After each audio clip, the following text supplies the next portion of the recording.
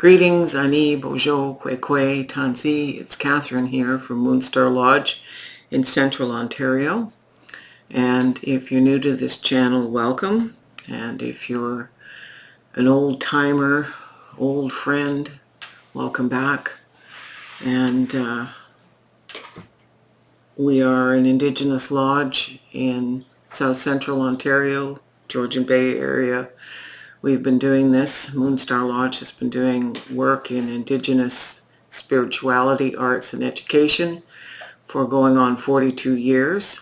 I've been into cartomancy and all things divination since 1974, and I saw angels and spirit guides before I was out of diapers. So this has been a lifelong journey, and today this reading covers the period from June 26th, which is the beginning of the second quarter of the 7th moon cycle of Love's All Things, and it runs until July 2nd. And at that point we're getting into full moon time.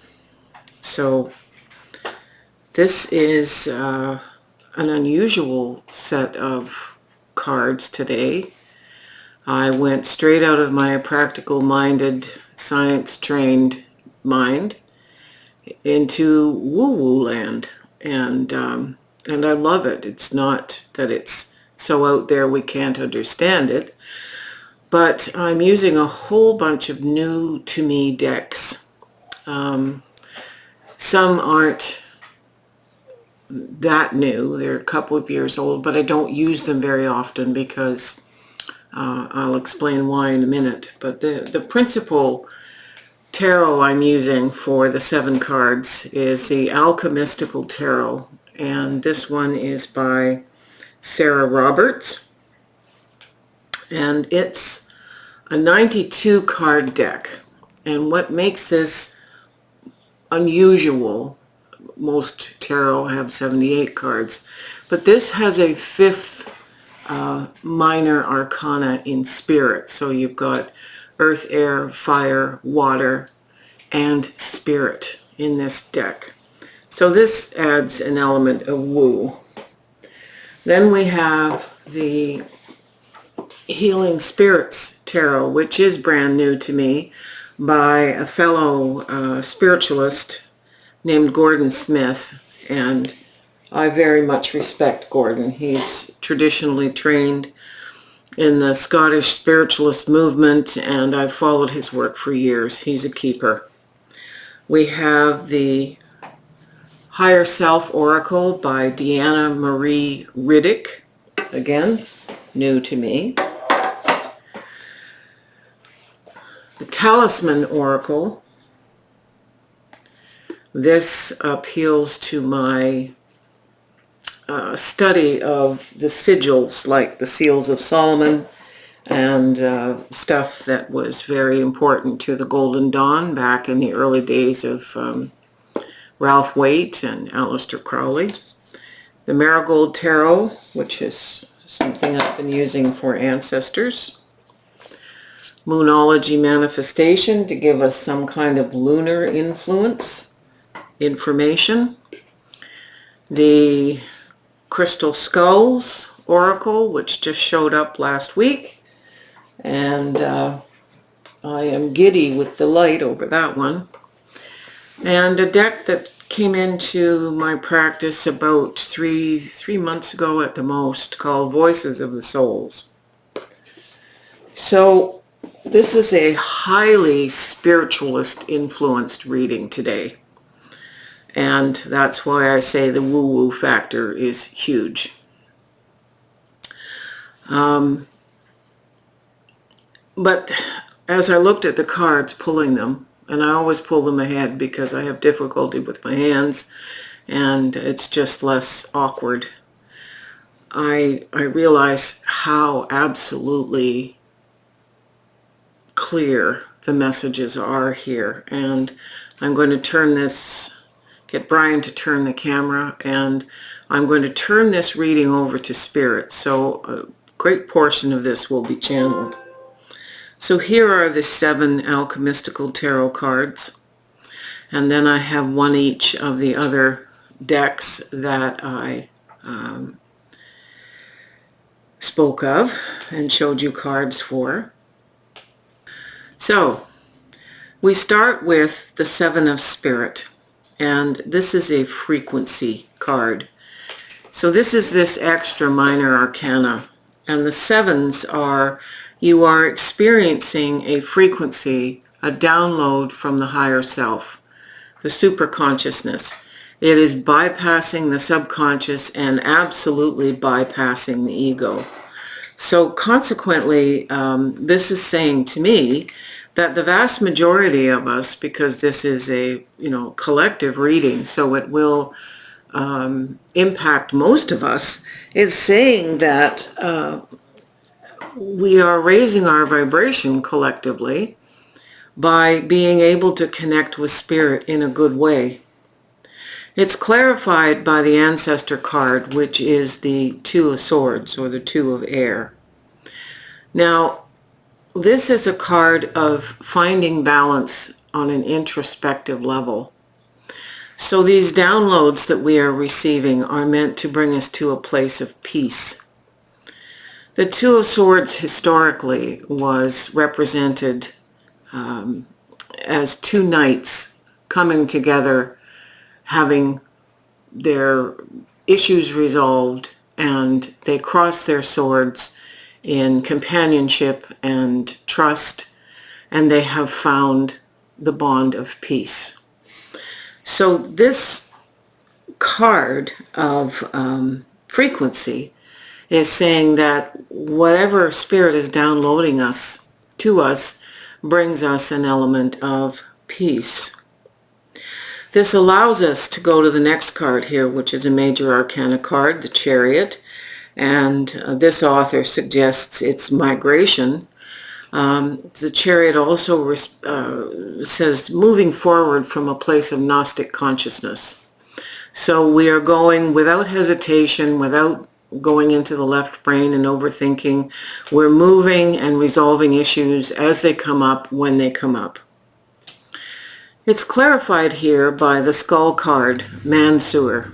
And Mansour is made out of lapis lazuli. And the messages from Mansour are about the 5th and 6th chakras. So basically throat and third eye chakras. About, again, his whole message is peace. So we know that this information here is bringing us peace, allowing us to move forward. It's clarifying here that we need to stay in a place of peace and not let ourselves get wobbly here as we move forward at speed. The 6 of Air, or 6 of Swords, is a recall card. Now, this particular deck focuses on the spiritual movement of a person who is a dreamer. And so the concept of recall is about making sure that when we are confronted with a situation, 6s are typically very balanced cards. Give and take, yin and yang, success, that sort of thing.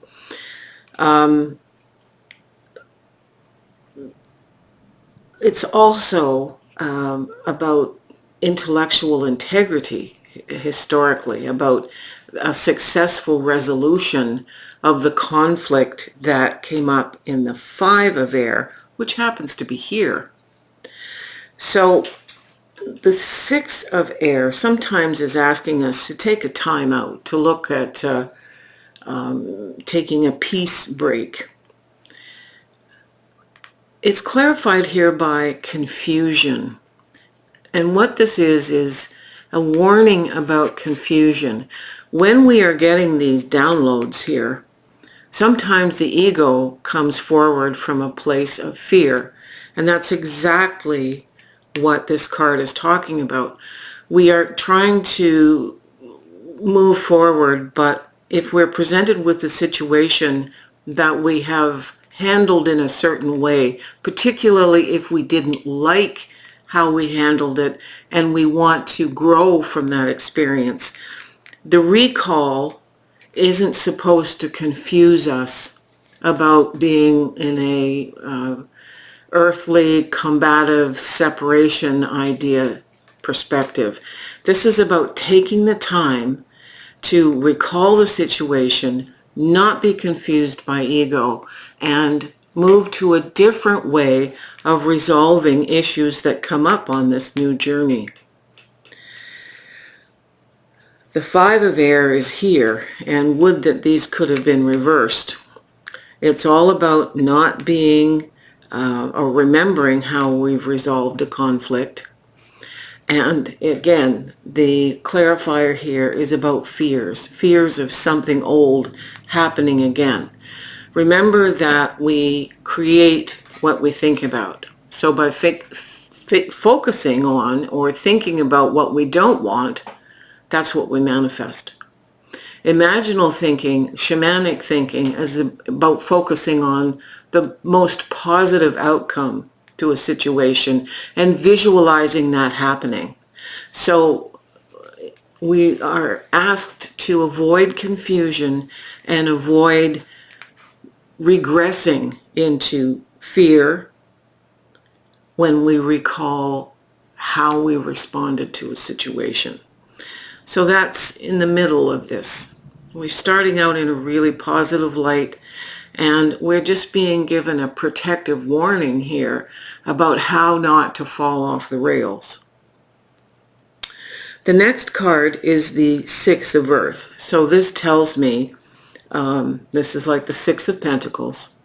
So it's a give and take. You have enough material wealth and gain to be able to give, but you also need to balance that by receiving. What gives us balance is mindfulness. Mindfulness is the natural progression of being aware of, as the observer of confusion, being an observer when we fall into old tapes and loops and fears from the past. What gets us out of that is mindfulness. Whether you meditate, do yoga, forest baths, retreats, sewing, whatever it is that brings you to a place of peaceful mindfulness, that's what you need to do to come to this point of beautiful balance. So the next card after balance is into this fifth element of spirit. It's about construct. The Eight of Spirit is giving us the opportunity. So we started with the Seven of Spirits with the frequency way down here. So now we are taking the information and the vibration, and we are constructing or making a construct out of the manifestation that we're being offered. And how we get help, this card clarifies it. It's very difficult to see, I imagine, on camera, but it is ask your spirit guides. So here's where we don't have to do this construction of a new paradigm alone. It's never alone. It is never us and them, which is what this kind of adversarial looking card says. It is always us in spirit. And once we remember that from our place of mindfulness, nothing like this down here happens. No need for fear, no need for confusion. So we are being handed a rose. This is very meaningful for me if you've watched this channel before and you understand the connection of rose. This is the Ten of Fire. And the Ten of Fire is the Ten of Wands. And consequently, the whole thing by the end of the week is we manifest what it is that we've gone after. We've manifested everything we started. And we haven't been, hopefully, sidetracked by any of this nonsense. And how we approach the manifestation is with the energy of the first quarter moon in Pisces, by honoring your feelings. Feelings are the source of vibration that creates manifestation.